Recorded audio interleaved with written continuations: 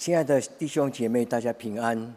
在耶稣基督的主日，我们一起聚集来领受耶稣基督所赐给世人的福音跟他话语的祝福。今天我要跟大家来分享，一起来祷告跟思考一个关于我们生命当中非常重要的属灵经验。我个人觉得，在属灵里面得到饱足的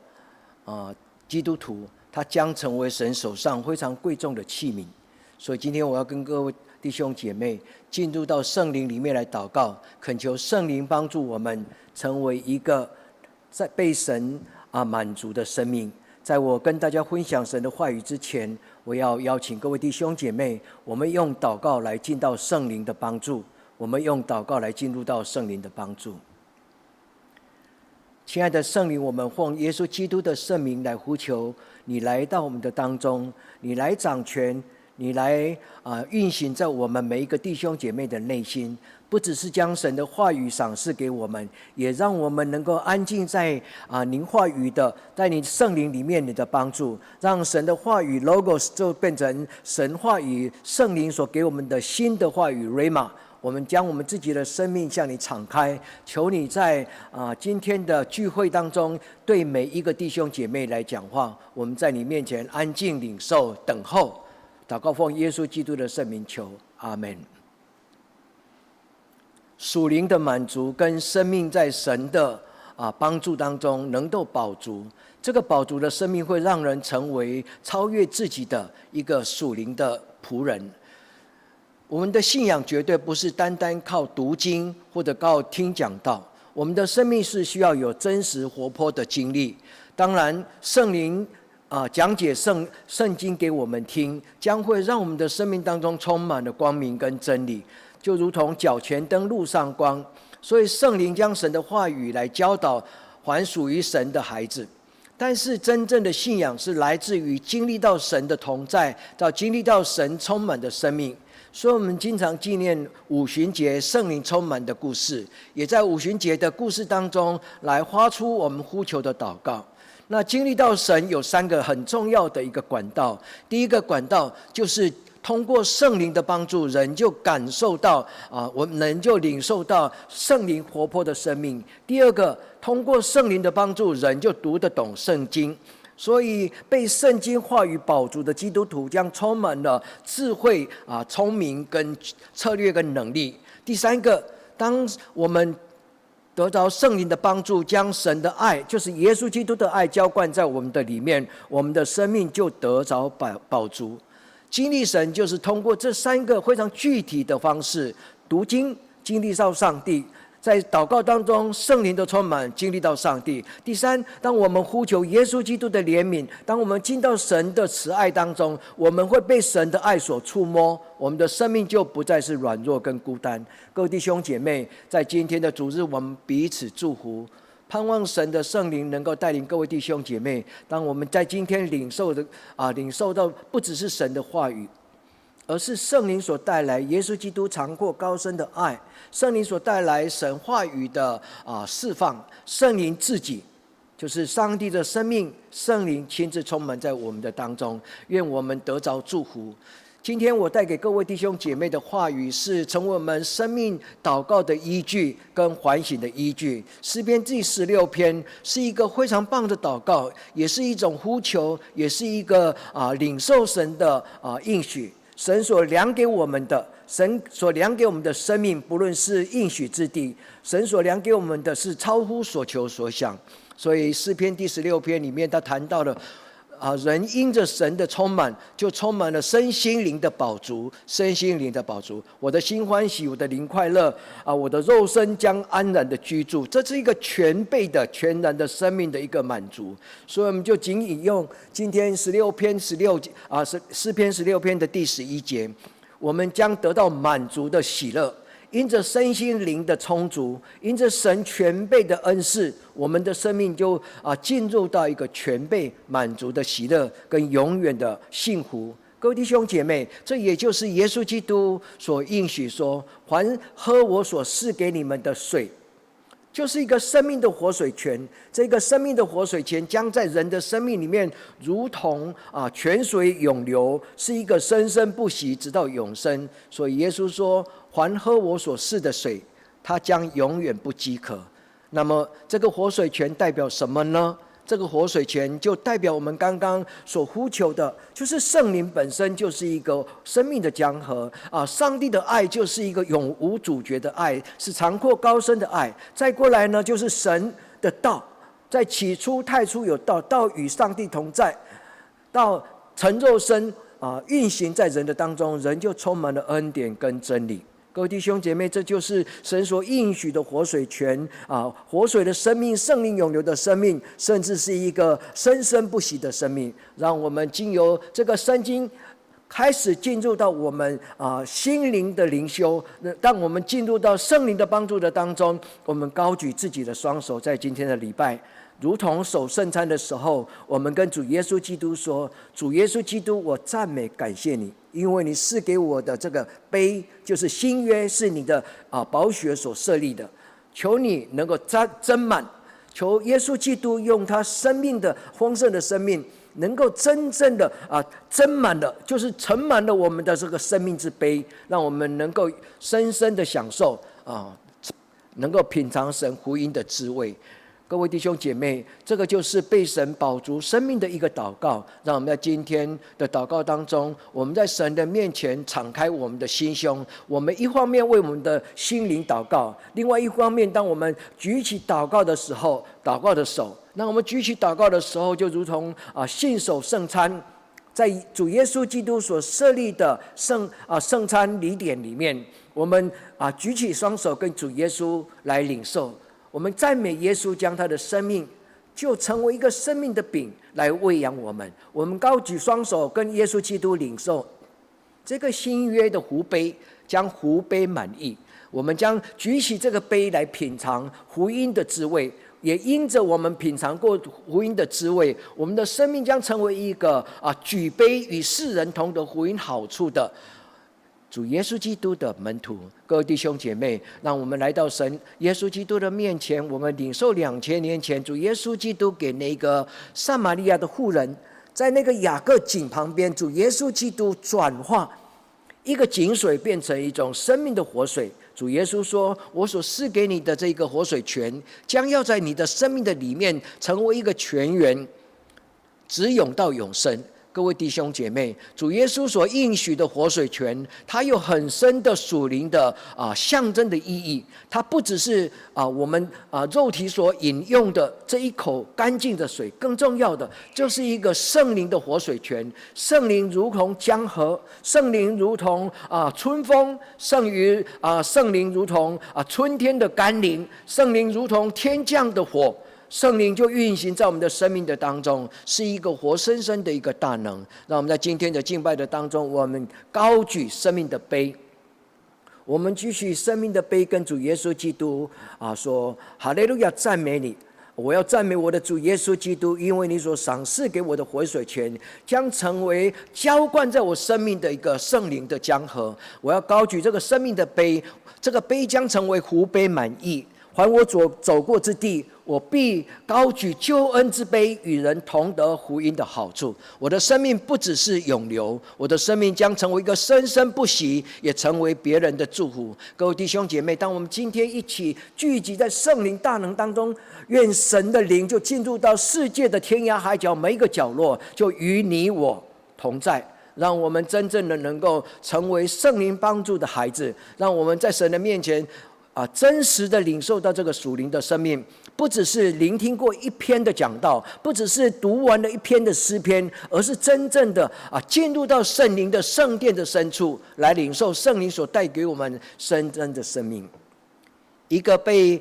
圣灵所充满的生命，将充满了属灵的恩膏，将充满了一个属灵的活命。这一个被圣灵所充满的属灵的生命，将懂得十字架的奥秘，也懂得这个世界上最昂贵最珍贵的神的天国的福音。而因着认识了天国的福音，我们就知道在这个世界上没有任何一件事情能与我们主耶稣基督相提并论。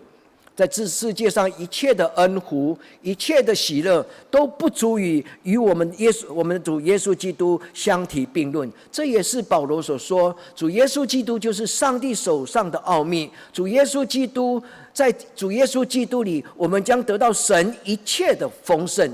让我们在今天不只是一个祷告，而是一个领受，而是一个享受，而是一个被充满的生命的开始。知足能够成为一个健康的孩子，被爱满足的孩子，他的人际关系非常的好。被爱满足的孩子，他的生命比较不会自哀自怜或者自卑。被爱的孩子，他容易跟人家分享，他容易成为一个慷慨的人。各位弟兄姐妹，不只是被耶稣基督的阿嘎培圣爱所充满，更重要是我们领受来自于上帝他所预备的一切的丰盛。一切的丰盛，包括上帝的本性，包括上帝的全能，包括上帝他的生命那个无所不在的同在的这个生命的气息，让我们在主耶稣的圣名当中，能够站立在神的面前，大大的来领受从天而降上帝自己的生命。那主耶稣基督所浇灌过的教会，其中有一个教会叫做马其顿。保罗特别发觉到马其顿这个教会与众教会有一个很特别不一样的地方，他将马其顿教会他的一个生命的典范跟福音的典范就记载在哥林多后书第8章。他记载这一段的经文为什么会记载在哥林多后书呢？各位弟兄姐妹，我们都晓得哥林多这一封信是写给哥林多城的基督徒的教会。那既然写给哥林多教会的这一个信息，他谈到了马其顿的教会，那当然就是有一种隐喻，就是告诉哥林多教会，他们必须去学习马其顿的教会。所以保罗在他的经文里面，他谈到了马其顿教会最大的恩宠。马其顿教会被圣经记在新约里面，并没有很多的线索或者经文的这个阐述。但是这2句话就够了，第1节跟第2节，哥林多后书的第1章第8章第1节、第2节，特别是第2节，保罗说，这个教会虽然生活在患难当中，受了试探，但却因为有满足的喜乐，他们甚至在极穷困之中，还格外显出他们慷慨的捐献。各位弟兄姐妹，在试探，在患难，在穷困当中，竟然仍然拥有一种慷慨的心。各位弟兄姐妹，我们深深的问自己，为什么一个乞丐容易给人家他生命当中仅有的2个铜板吗？什么样的理由让这一个马其顿的教会竟然在贫穷当中仍然是一个慷慨？这一句话岂不是反映出耶稣基督将自己的丰盛给了世上的穷人，反叫穷人得着他的丰盛，而自己就成为贫穷？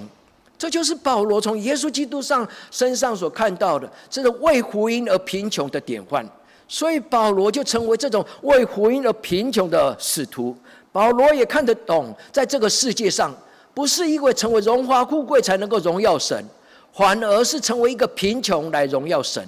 所以他高举了马其顿教会这种美丽的十字架的给予的生命。他说格外显出乐捐的厚恩，就是他将他的所有毫没有保留，就跟弟兄跟他的身边的人分享。我深深的觉得这一句话烙印在2000年来教会开拓许多的宣教师的生命当中。在2000年来，许多的宣教师，他们来自于中产阶级的教会，他们来自于高文明、高开发、经济水平比较高的欧美的地方。但是这些宣教师，他们宁可放弃了绝高的学位，跟他们安逸的家族，甚至能够同享荣华富贵的学经历，他们竟然到那种贫穷的第三世界。有多少这种的宣教师，他们如同一粒麦子，就埋在地上。这些故事深深的在教导我们，一个懂得耶稣基督十字架道理的基督徒，他就是愿意为福音而贫穷。马其顿教会的这一句话就写到了哥林多教会里面。我不晓得当时的哥林多的教会是不是有因为这一句话就得着了很大的激励。总之，今天的经文就产生了两个教会的一个对比。今天在这个世界上有一种教会叫做成功神学的教会，它必须要用许多昂贵的建筑或者一个很多数的群众才能够荣耀上帝。但是我们回首看许多耶稣基督的仆人，他们终其一生可能只照顾了3-5个乞丐或者边缘人，甚至临终的老人。他们不在乎教会的大小，他们只在乎那个被忽略的99只羊另外一只，那个失落的那一只迷失的羔羊。各位弟兄姐妹，耶稣基督的十字架是翻转了世人对价值观的一个看法。让我们在今天深深的回到马其顿教会它的典范里面，来回顾我们做一个基督徒，我们怎么样来荣耀神呢？我们的教会为什么来存在呢？我们是不是已经懂得为福音而贫穷？各位弟兄姐妹，当神让一个教会得到饱足的时候，这个教会就不会将所有的这种幸福留给自己，它反而成为一种活水，它是一种永流的。他会开始为了耶稣基督的缘故，效法耶稣基督，成为一个与人同得福音好处的人。一个没有断奶的基督徒，一个几代未曾剪断的基督徒，一个没有在属灵的生命当中被满足的基督徒，就很难成为一个什么都不要只要上帝，什么都不爱只爱上帝的一个基督徒。让我们在今天的礼拜，我们按手在自己的心中说，我们跟神说，我不再成为一个吃奶的孩子，我要如同保罗在哥林多前书第13章说，我既然长大成人，就舍弃了孩子时候的心思意念、说话跟行为。愿圣灵帮助我们所有一起敬拜的弟兄姐妹，我们每一个人没有一个人例外，我们为主耶稣基督的缘故，我们兴起，我们走到天涯海角，将福音传遍给软弱的人。我们就因着耶稣基督，我们愿意明白为福音的贫穷的重要。为了耶稣基督，我们就明白白白得着，白白舍去，施比受更有福。今天有许多的基督徒为什么会效法这种施比受有福呢？我们岂不懂将所有神所赐给我们的产业就留给我们自己的孩子吗？但是我们或多或少听过欧美的基督徒，他们有一种特别的财产的处置，他们裸捐，他将所有的产业就留一部分给孩子就够了，但是他绝大的产业就奉献给主耶稣基督的国度，让这个福音能够因为他们的捐献能够带到天涯海角。各位弟兄姐妹，盼望我们有朝一日，我们能够无怨无悔的为耶稣基督而活，跟耶稣基督说，主耶稣基督，你在十字架为我舍身，主耶稣基督，在你的十字架前，我愿意将我的生命来全然的交托给你，愿你掌权。我愿意效法你为福音而贫穷，我愿意听你的差遣，因为你说白白得来，白白舍去。各位弟兄姐妹，在我们进入到祷告之前，首先我要提醒各位弟兄姐妹，在天上掌权的我们的天父上帝，他是一个知道我们的需要的上帝。所以首先我要为各位弟兄姐妹来祷告，先求各位弟兄姐妹能够饱足品尝神恩典的滋味，让各位弟兄姐妹包括我自己，让我们成为一个能够让神恩典跟一切丰盛所充满，让我们知道我们的分享，当我们分享的时候，我们丝毫不会减损上帝所赐给我们丰盛的生命，越分享我们的生命反而越丰盛。这是一个非常吊诡的奥秘，也就是天国的奥秘。各位弟兄姐妹，让我们祷告吧，让我们在神的面前，将我们这种倒空的虚极的生命，这个空杯，我们就在神的面前摆上，我们就呼求神说，神啊，从今天开始不再是我，从今天开始我的生命里面所盛满的都是神你的话语，我的生命里面所沾满所盛满的就是神你天国的福音跟大能。各位弟兄姐妹，让我们带着这种幸福的感觉跟全然的丰盛，我们勇敢的来过我们的一生吧。让我们在神的面前如同大卫，我们举起我们的生命来宣告说：我的一生将有圣殿的美湖为我预备，我的一生将有圣殿的美湖为我预备。我一生有一件事，我一生只求一件事，就是我能时时刻刻能够住在神的圣殿的里面，来领受神自己的话语。所以在今天我要问各位弟兄姐妹，我们能够用祷告的心问自己：你在你身边看到什么样的见证？你在你的身边看过什么样的生命的典范？他们因着属灵的浇灌，因为属灵生命的丰盛，他们的生命得到转变了吗？首先我要说，撒该被爱所转化的生命。撒该本来是穷的只剩下他身上的钱，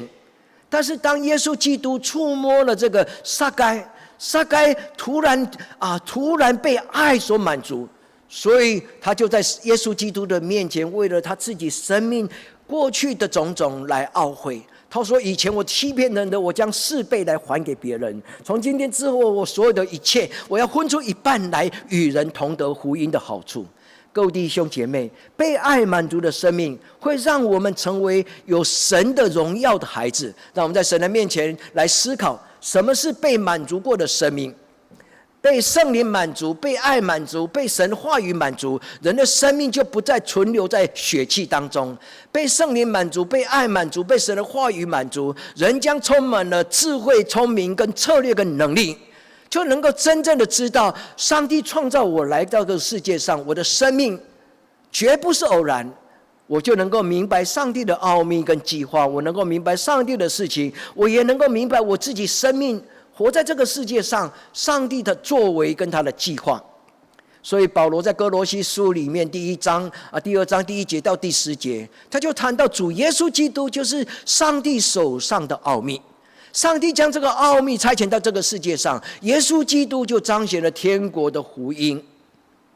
而且在第9节、第10节，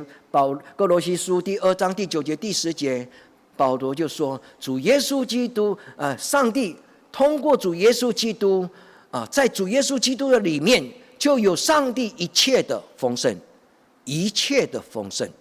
各位弟兄姐妹，我将这个经文点出来，是盼望各位弟兄姐妹领受。我们在生命当中，我们营营汲汲所追求的是什么呢？我们岂不明白神为爱他的人所预备一切的丰盛？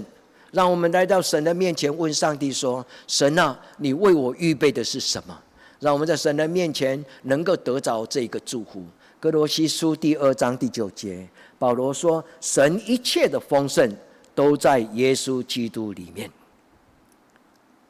除了耶稣基督以外，没有赐下另外一个名来成为世人的拯救。除了耶稣的名之外，没有一个人能够到神的面前。主耶稣基督说：你们奉我的名求，天父必然成就。让我们在今天的敬拜当中，我们突然醒觉过来，我们知道主耶稣基督就是那个为我们开门的救主。主耶稣就是一个基督，是我们敞开天国之门的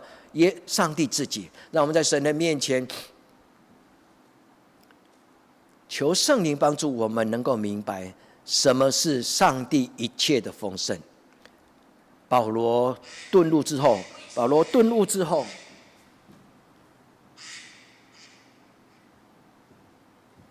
对不起，保罗重生之后，他顿悟了神的应许，保罗就突然就赞叹出一句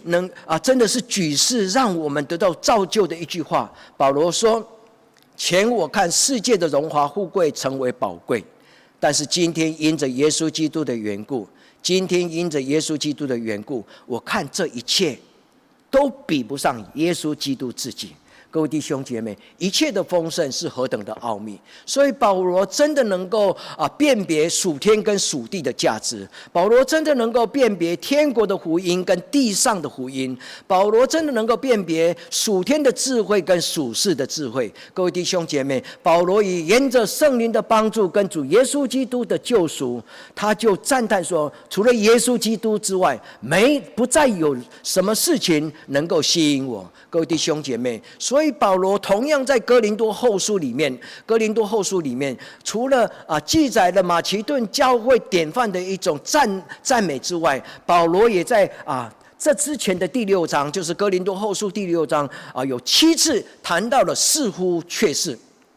表面上看来好像很光鲜亮丽，但事实上生命的里面是一个很贫穷跟缺乏。表面上看起来是很平凡，可是在里面可能是一种非常荣耀跟尊贵。保罗用这种对比，看起来好像，事实上不是，看起来好像，事实上却是。他7次谈到了这一句话，所以既然是保罗7次的强调，就是一种绝对的话语。保罗说，似乎忧愁，却是常常快乐；似乎贫穷，却是叫人富足；却是一无所有，却是样样都有。今天有许多的基督徒，许多的慕道友，他们喜欢到一个大教会里面，有管风琴的教会，有彩绘玻璃的教会，是一个有100人、1000人的大教会。因为在这样的里面，他会感受那个大教会的伟大。但是有多少人他们会去寻找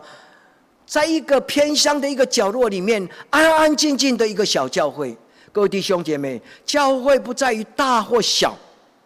教会最主要的是它的里面的内涵。所以今天保罗所讲似乎却是，它是一种对比，就是真正的本质跟外表，真正的外表跟本质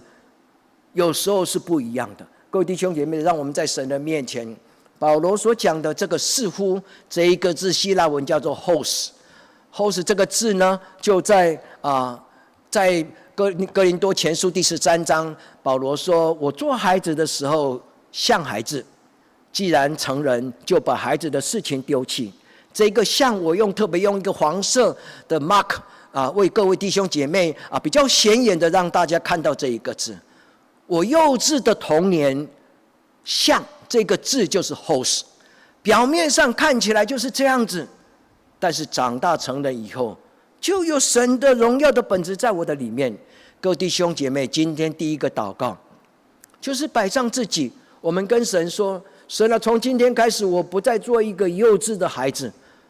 求你用你自己丰盛的神性，一切的丰盛来赏赐给你的孩子，让我的生命得到转化。亲爱的天父上帝，求你用圣灵，用耶稣基督十字架的爱，跟你千秋所留下来的圣经宝贝的话语，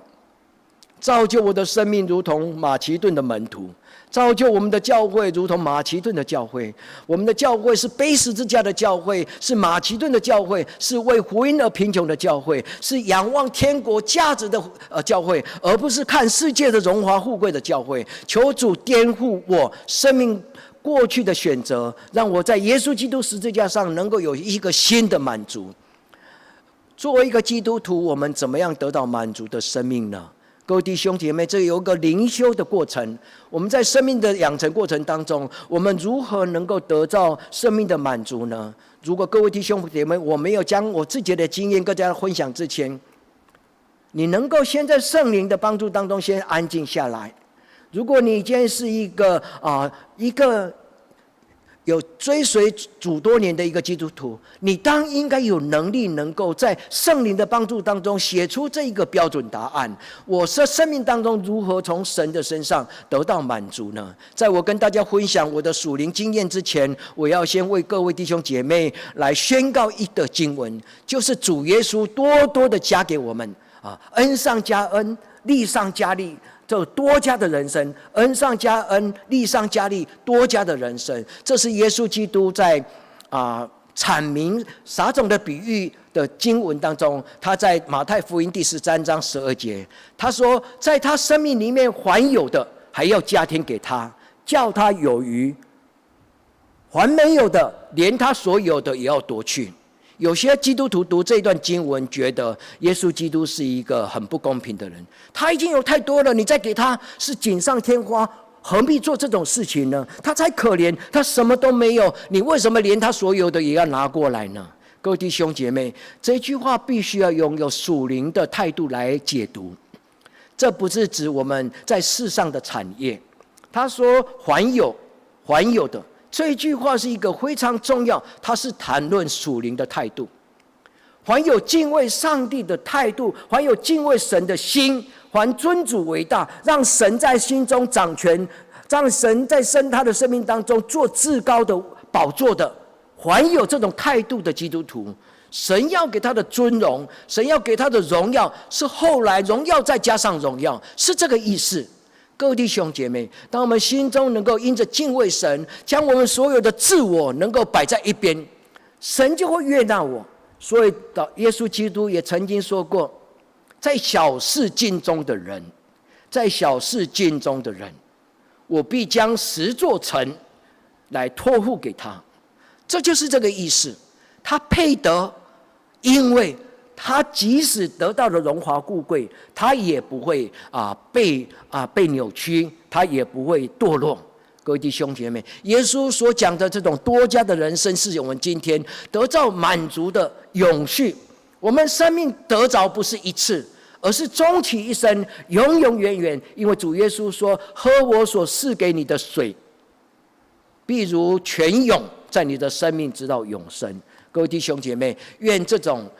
多家的人生，能够在各位弟兄、亲爱的弟兄姐妹，你们的家族，直到世世代代永远不停息。也在我们的生命当中，我们在神的面前决志说：主耶稣基督，从今天开始，我要虚己，我要将我生命的这个生命之杯，我要将里面的一切世上的一些污语，我因着你所赐给我的宝血洗净它。我要全然在你的面前等候，让你掌权，让你充满。所以还有的是指敬奉神的人，如同今天我们一起领受的诗篇第16篇第8节的第1句，他说：“我敬奉耶和华，在他的面前。”我敬奉耶和华，在他的面前，就好比一个基督徒，他来到空荡荡的礼拜堂里面，他安安静静、恭敬的就站在十字架的面前。各位弟兄姐妹，你成我单独一个人，恭敬安静的站在你自己的教会的圣殿里面，恭恭敬敬的站在了神的面前，说：“天父上帝，我来到你的面前。”各位弟兄姐妹，带着这种的心境来领受这一句圣灵所带来的祝福。当我们恭恭敬敬的站在神的面前，神必将我们摆在这个世界舞台的众人的前面，如同上帝将摩西就摆在法老王的面前，胜过法老王。各位弟兄姐妹，我们是万王之王的孩子，我们是万王之王的孩子，我们岂不应该矗立在众人世界，在神的面前吗？让我们在神的面前领受如何成为一个饱足生命的人。今天我要跟各位弟兄姐妹谈到4个不能够缺少的态度。第一个态度，我们必须要渴慕。我们要知道神所为我们预备的是珍贵的，我们不渴慕，我们不祷告，我们就无法领受，因为我们就弃绝，我们就看清了神的荣耀。各位弟兄姐妹，渴慕的心是开启了天窗，渴慕的心就是开启了圣殿的窗户，能够让神的荣耀进到我们的生命的里面。第二个呢，就是虚己。如果我们要引用神的福音，我们要引用神的恩膏，我们这个杯子如果早已经被世界上的这些荣华富贵所占满，主耶稣基督说，没有人能够有2个主，你不是侍奉马门，你就是侍奉上帝，要么你就是侍奉上帝，不要去侍奉马门。各位弟兄姐妹，虚己的意思就是将我心里面这种以自我为中心的自傲慢，我将这个自我就跟耶稣基督一样同钉在十字架上。各位弟兄姐妹，虚己。第3，在神的面前记得要喝干净的水，就要拿干净的杯子来领受。这是德国的智慧的言语。我记得有一篇文章告诉我说，在德国的莱比锡广场有一口泉水，在那个泉水喷出来，许多游客在那个地方不用去买可口可乐Coca-Cola，他可以直接用手捧出来那个水来喝。